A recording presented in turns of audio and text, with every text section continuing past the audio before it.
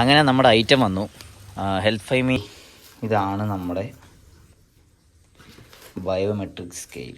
Okay, 2 ദിവസം മുമ്പ് എൻ്റെ വീട്ടിനടുത്തൊരു ചേട്ടൻ എൻ്റെ അടുത്ത് ചോദിക്കുക, നീ ജിമ്മിലൊക്കെ പോയി തുടങ്ങി വന്നു. അങ്ങനെ അത്യാവശ്യം ഒരു 6-7 വർഷമായിട്ട് ജിമ്മിൽ പോയിക്കൊണ്ടിരിക്കുന്ന എൻ്റെ കോൺഫിഡൻസ് മൊത്തം കളഞ്ഞ ചോദ്യമായിരുന്നു അത്. അതിൻ്റെ കാരണം എന്താണെന്ന് വെച്ച് കഴിഞ്ഞാൽ, 1 മാസം മുമ്പ് ഞാൻ താണ്ട് ഇങ്ങനെയാണ് കാഴ്ചയിരുന്നത്. ഈ ഒരു പോസ്റ്ററിന്ന് 1 മാസം കൊണ്ട് ഞാൻ അത്യാവശ്യം ബിൽഡ് ചെയ്ത് ദാണ്ട് ഇതുപോലെയായിട്ട് മാറിയിട്ടുണ്ട്. ഏകദേശം ഒരു 5 kg ഞാൻ ഗെയിൻ ചെയ്തു. ബട്ട് തീർന്നിട്ടില്ല, കഥ ഇനിയാണ് ആരംഭിക്കുന്നത്. അതായത് ഞാൻ ചെയ്യുന്ന എൻ്റെ പ്രൊഫഷൻ അനുസരിച്ച് എനിക്ക് എൻ്റെ ഹെൽത്ത് മെയിൻറ്റെയിൻ ചെയ്തേ പറ്റത്തുള്ളൂ. Because I M A nutritionist. And here is my second video ഒന്ന് മൊത്തം കണ്ടിട്ട് ചാനൽ സബ്സ്ക്രൈബ് ചെയ്യാത്തവരുണ്ടെങ്കിൽ ഒന്ന് സബ്സ്ക്രൈബ് ചെയ്തോണേ. ഇതാണ് എൻ്റെ ജിമ്മ്. എങ്ങനെയുണ്ട്? ഫ്ലോറൊക്കെ അടിപൊളിയല്ലേ?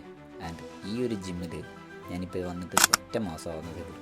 ഇവിടെ നിന്നാണ് ഞാൻ എൻ്റെ ട്രാൻസ്ഫോർമേഷൻ സീരീസ് സ്റ്റാർട്ട് ചെയ്യാൻ പോകുന്നത്. അതിന് വേണ്ടിയിട്ട് ഞാൻ കുറച്ച് സാധനങ്ങളൊക്കെ മേടിച്ചിട്ടുണ്ട്. ഞാൻ നിങ്ങൾക്ക് കാണിച്ചു തരാം. ആൻഡ് ഇന്നത്തെ എൻ്റെ ഫുൾ ബോഡി ട്രെയിനിങ്ങും കാണിച്ചു തരാവേ. അപ്പോൾ ഇന്നത്തെ നമ്മുടെ വർക്കൗട്ട് സാധാരണ ഞാൻ ചെയ്യുന്ന ഒരു പുഷ് പുൾ ലെഗ് പാറ്റേൺ ആണ്. പക്ഷേ എനിക്ക് ഇന്ന് ഈ പൊന്മുടി പോയിട്ട് തിരിച്ചു വന്നുകൊണ്ട് ഒരു 2 ദിവസം ഗ്യാപ്പ് വന്നു. അപ്പം സാധാരണ വീക്കെൻഡ്സ് ഞാൻ അവസാനിപ്പിക്കുന്ന ഇതുപോലൊരു ഫുൾ ബോഡി ട്രെയിൻ ചെയ്തിട്ടാണ് കേട്ടോ. അപ്പം ഇന്ന് നമുക്ക് ഫുൾ ബോഡി ട്രെയിനിങ് കാണാം.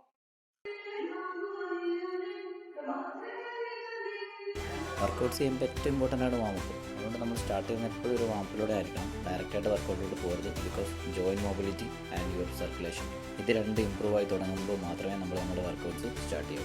അങ്ങനെ വാമപ്പൊക്കെ ചെയ്തതിന് ശേഷം ഇന്ന് ഞാൻ പ്ലാൻ ചെയ്തേക്കുന്നത് എൻ്റെ pushups, pullups, leg press, farmer's walk, hyper extension, biceps, triceps. ഇതാണ് നമ്മുടെ ഇന്നത്തെ workout. Hope you guys enjoy. അപ്പോൾ നമുക്ക് സ്റ്റാർട്ട് ചെയ്താലോ? പുഷപ്പ് ചെയ്യുമ്പോൾ ജനറലായിട്ട് നമ്മൾ കുറച്ച് മണ്ടത്തരങ്ങളൊക്കെ കാണിക്കാറുണ്ട്. നമ്മുടെ കൈയുടെ പൊസിഷൻ, അതുപോലെ തന്നെ സ്പൈൻ ന്യൂട്രലായിട്ടിരിക്കാത്തത്, ദെൻ കാലുകളിങ്ങനെ തൂക്കിയിട്ടേക്കുന്ന പോലൊരു ഫീൽ ഉണ്ടാകുന്നത്, നമ്മുടെ ശരീരം മൊത്തത്തിൽ എൻഗേജ് ആവുന്നതും ടോട്ടലി ഒരു ടയർഡ്നെസ് അനുഭവപ്പെടുന്നതിന് കാരണം ഇതുപോലെ ബെൻഡൊക്കെ ചെയ്യുന്ന വർക്കൗട്ട്സാണ്. സോ പുഷപ്പ് ചെയ്യുമ്പോൾ അത് അതിൻ്റെ പ്രോപ്പറായിട്ടുള്ള ഫോമിൽ ചെയ്യാനായിട്ട് ശ്രമിക്കുക.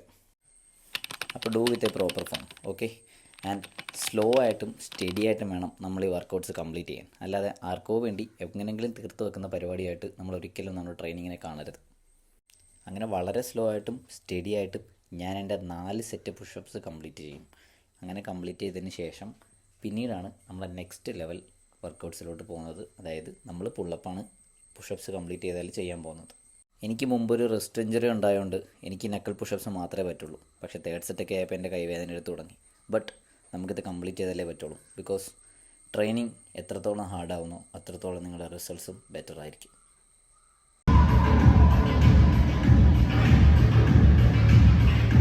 So no your limits and push your limits. അതാണ് നമുക്ക് ഫോക്കസ് ചെയ്യേണ്ടത്. പുഷപ്സ് കഴിഞ്ഞാൽ പിന്നെ അടുത്ത പരിപാടി പുള്ളപ്സ് ആണ്. അതെ, pullups to prove your strength. അതായത് നിങ്ങളുടെ ബാക്ക് മസിൽസിനും അതുപോലെ നിങ്ങളുടെ കോർ സ്ട്രെങ്ത്, നിങ്ങളുടെ ആംസിൻ്റെ സ്ട്രെങ്ത് ഇതെല്ലാം നിർണ്ണയിക്കുന്ന കിട്ടില്ലനൊരു വർക്കൗട്ടാണ് പുള്ളപ്പ്. വളരെ ബുദ്ധിമുട്ടിയാണ് കേട്ടോ ഞാനിത് കംപ്ലീറ്റ് ചെയ്യുന്നത്. നിങ്ങൾ എത്ര പുള്ളപ്പ് ചെയ്യും? ഒന്ന് കമൻറ്റ് ചെയ്തേക്കാവോ. നമ്മുടെ അടുത്ത വർക്കൗട്ടാണ് leg press. Range of motion keep ചെയ്ത് കറക്റ്റ് ഫോമിൽ ചെയ്യുകയാണെന്നുണ്ടെങ്കിൽ ഒരുപാട് വെയിറ്റ് ഒന്നും നമുക്ക് ഈ ലെഗ് പ്രസ്സിൻ്റെ മെഷീനിൽ ഇടാൻ പറ്റത്തില്ല. പക്ഷേ മോസ്റ്റ്ലി ഞാൻ കണ്ടിട്ടുള്ള ആൾക്കാരെല്ലാം ഈ ലെഗ് പ്രസ്സിലാണ് ഈഗോ ലിഫ്റ്റിംഗ് നടത്തിക്കൊണ്ടിരിക്കുന്നത്. ഒരു കാര്യമില്ല, മസിൽസിനെ ടാർഗറ്റ് ചെയ്ത് സിമ്പിളായിട്ട് ചെയ്തു. നമ്മൾ വർക്കൗട്ട് കഴിഞ്ഞിട്ട് വേ പ്രോട്ടീൻ കുടിക്കുന്ന പോലെ തന്നെയാണ് വർക്കൗട്ടിന് ഇടയ്ക്ക് കുടിക്കേണ്ട ഈ പച്ചവെള്ളം. സാധാരണ പച്ചവെള്ളമല്ല കേട്ടോ, ഞാനിതിനകത്ത് ഉപ്പിടാറുണ്ട്. എന്തിനാന്ന് വെച്ച് കഴിഞ്ഞാൽ നമ്മുടെ ശരീരം വർക്കൗട്ട് ചെയ്യുമ്പോഴത്തേക്ക് വിയർക്കും, സോഡിയം ലോസ് ഉണ്ടാവും. ഈ സോഡിയം ലോസ് മെയിൻറ്റെയിൻ ചെയ്യണമെന്നുണ്ടെങ്കിൽ നമ്മൾ കൃത്യമായിട്ട് റീഹൈഡ്രേറ്റ് ചെയ്യണം. റീഹൈഡ്രേഷൻ മീൻസ് നമ്മൾ വെറുതെ വെള്ളം കുടിച്ചു കഴിഞ്ഞാൽ ഇപ്പം നിലവിൽ നമ്മൾ ശരീരത്തിൽ സോഡിയം ലോസായി പോയിരിക്കുകയാണ്. ആ ഒരു ടൈമിൽ വീണ്ടും പച്ചവെള്ളം തന്നെ കുടിച്ചാൽ അധികം വീണ്ടും ഈ സാൾട്ട് വാട്ടറിൽ ഡിസോൾവ് ചെയ്ത് പോകത്തേ ഉള്ളൂ. സോ നമ്മളിതിനകത്ത് കുറച്ച് ഉപ്പിട്ട് കുടിക്കുന്നതാണ് ഏറ്റവും ബെറ്റർ. ഈ ഫാർമേഴ്സ് വർക്ക് ചെയ്യുമ്പോഴേ ഞാൻ പണ്ട് വീട്ടിൽ വെള്ളം കോരിക്കൊണ്ട് 2 ബക്കറ്റിനകത്തും ഇതുപോലെ തൂക്കി പിടിച്ചുകൊണ്ട് നടക്കുമായിരുന്നു. അതാണ് എനിക്ക് ഓർമ്മ വരുന്നത്. But this is good. നമ്മുടെ കോർസ്റ്റത് ഫോറാംസിന്. അപ്പോൾ സുഹൃത്തുക്കളെ, നിങ്ങളും ഇത് ട്രൈ ചെയ്യുമെന്ന് ഞാൻ വിശ്വസിക്കുന്നു. ആൻഡ് നെക്സ്റ്റ് എൻ്റെ ബൈസെപ്സ് വർക്കൗട്ടാണ്. അങ്ങനെ വലിയ ഫാൻസി വർക്കൗട്ട്സ് ഒന്നും ഇല്ല ഇവിടെ. ജസ്റ്റ് ബൈസെപ്സ് കേൾസ് ആൻഡ് ഇനി നെക്സ്റ്റ് ട്രൈസെപ്സ് ആണ്. ഇത് 3 ഞാൻ 4 സെറ്റ് വെച്ച് ചെയ്യാറുണ്ട് കേട്ടോ. ട്രൈസെപ്സ് കംപ്ലീറ്റ് ചെയ്ത് ഞാൻ ഹൈപ്പർ എക്സ്റ്റൻഷനും കൂടെ ചെയ്തിട്ടുണ്ടായിരുന്നു. ബട്ട് ആ വീഡിയോ എൻ്റെ മിസ്സായിപ്പോയി ഗൈസ്. ഇതെൻ്റെ പ്രീ വർക്കൗട്ട് ഫുഡാണ്. ഒരു ബനാന, ദെൻ ഒരു കോഫി. അത് ഞാൻ അടുത്തുള്ളൊരു ഷോപ്പിൽ നിന്നാണ് കഴിച്ചത്. വർക്കൗട്ട് കഴിഞ്ഞാൽ ഉടനെ പിന്നെ വേ പ്രോട്ടീൻ. അത് ചില ദിവസങ്ങളിൽ ഇങ്ങനെ ഞാൻ നേരത്തെ കഴിക്കാറുണ്ട്. And hope you guys enjoy my vlog.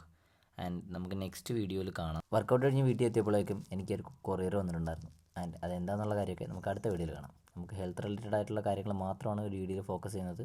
So stay tuned.